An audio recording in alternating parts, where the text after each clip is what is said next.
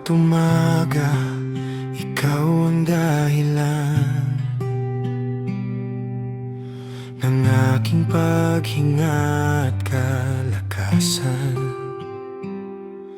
Sa gitna ng mundo na magulo, ikaw ang kapayapaan ko.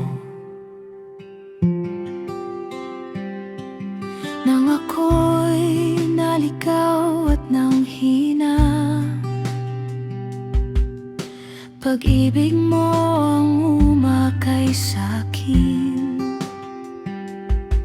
Sa bawat pagkakamali ko, ikaw pa rin ang tumanggap sa'kin. Wala nang hahanapin pa, ikaw lang ang sapat. Ikaw ang